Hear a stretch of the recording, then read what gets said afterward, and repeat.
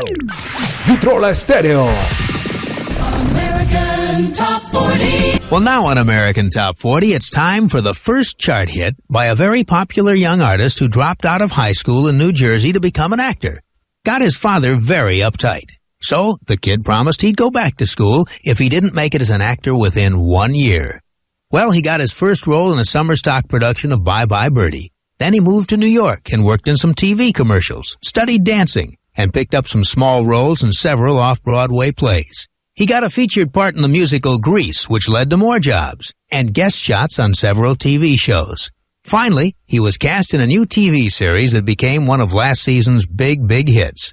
And, ironically, it put him right back in a high school classroom. The TV show? Welcome Back, Kotter. He plays Vinnie Barbarino. Moving up to number 10 this week with his first hit, John Travolta. John Travolta, first week in the top 10 at number 10 with Let Her In. Survey song number 9 got as high as number 8 back in 1958 when it was first done by Chuck Berry.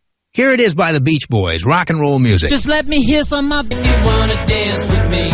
Rock and Roll Music at number 9 in the countdown this week. That's the 14th top 10 record by the Beach Boys. And coming up, the current smash by the Recording Act that had more records in the top 10 at the same time than any other recording act in history. Casey's Coast to Coast. American Top 40. Here's a song that took the biggest leap in the 40 this week. Unbelievable. Debuted at 23 last week. This week already up to number 8.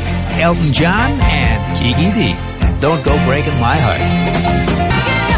Elton John and Kiki D, and I know what you're thinking. Number 1 record, can't miss. 2 short weeks already at number 8. That's Don't Go Breaking My Heart. This is Casey Kasem in Hollywood, and right now I'm ready to play the 7th most popular song in the nation. It's by the Recording Act that had more records in the top 10 at the same time than any other recording act in history. During 1 week way back in 1964, they held half the positions in the national top 10. The top half. It was the first week in April when 4 young men with Liverpudlian accents monopolized positions 1 through 5 on our charts. At number 5, they had Please Please Me. Number 4 was I Want to Hold Your Hand. Number 3, She Loves You. Number 2, Twist and Shout. And at number 1, Can't Buy Me Love.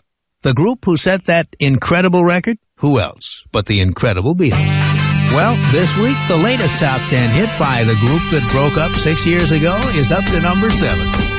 I was alone, and suddenly I see you. John, Paul, George, and Ringo. I never thought I'd be saying that one again. At number 7 in the countdown with Got to Get You Into My Life.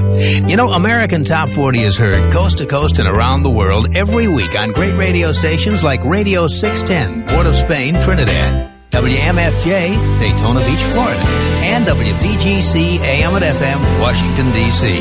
At number 6 in the countdown, moving up 10, Seals and Crofts with Get Closer. Seals and Crofts at number 6 on American Top 40 with Get Closer.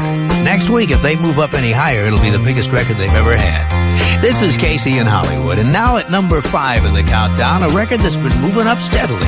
4 weeks ago, it was at 10, then it went to 8, last week 6, now at number 5, Gary Wright and Love is Alive. Gary Wright, who first became popular with the English group Spooky Tooth, his second solo hit at number 5 titled Love is Alive. Every week based on national statistics of record sales and radio station airplay, we count down the most popular songs in the USA. My name is Casey Kasem. The countdown rolls on now with a song at number 4 this week. The first big one for Starbuck, Moonlight Feels Right. The wind's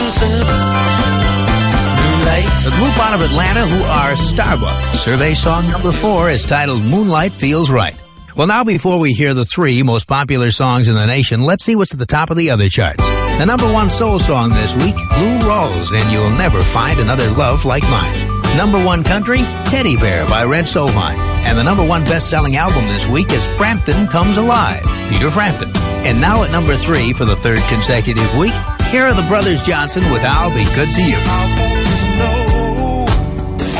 That's I'll Be Good to You. The Brothers Johnson with a former number 1 soul song has been at number 3 in American Top 40 for 3 weeks. Coming up, the current smash by the Manhattans. A veteran group whose original lead singer may have had a premonition about his own death. He chose a singer from another group as his own replacement 2 months before he died. The hits from coast to coast. American Top 40. Well, I know a lot of people will be sad to know that this record is no longer number one. It's popular, the Starland Vocal Band and Afternoon Delight. Survey saw number 2.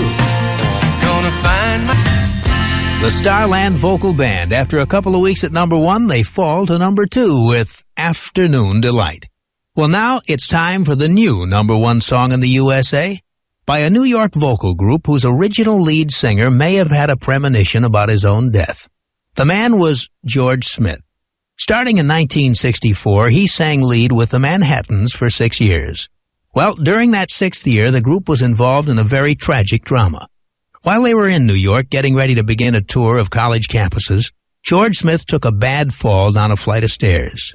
After he recovered from the initial shock and the bruises, he thought he was all right. And a few weeks later, when he started getting headaches and forgetting things, he still behaved as though there was nothing serious. And when the Manhattans went on that tour, there was George right up front singing lead. When they got to Henderson, North Carolina, there was another group in the show with a lead singer named Gerald Austin. And George was so impressed with Austin's singing that he asked him to think about joining the Manhattans, which didn't make a bit of sense to the other guys because they didn't need any new members. But 3 days later, George suddenly got sick, too sick to perform. And when the doctor said he wouldn't be working for a while, the Manhattans put in a call to Gerald Austin to fill in for George. 2 months later, George Smith died of a brain tumor. As far as we know, George never said anything to anybody. But the way he lined up somebody as his own replacement sure makes you wonder if he didn't have a feeling about it. Well, now, 6 years later, the man that George Smith chose to take his place, Gerald Austin, is the lead voice on the biggest hit the Manhattans have ever had. This week, it's the most popular song in America. At number 1, Kiss and Say Goodbye. The Manhattans with the new number 1 best-selling song in the USA, Kiss and Say Goodbye. That's it, the 40 best-selling hits in America. Our list is from Billboard Magazine's tabulation for the week ending July 24th, 1976. American Top 40 is produced and distributed by Watermark Incorporated. I'm Casey Kasem. Join me next week, and again, we'll count down the 40 most popular songs in the USA. Till then, keep your feet in the ground and keep reaching for the stars. Vitrola Stereo.